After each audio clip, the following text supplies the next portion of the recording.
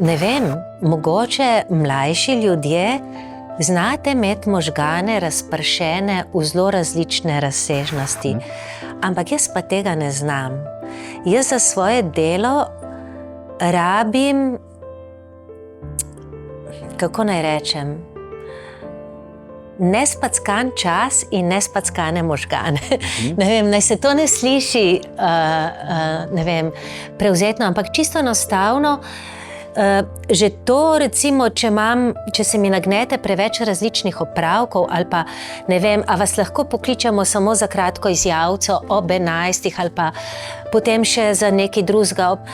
Zame je to spackan dopoldne.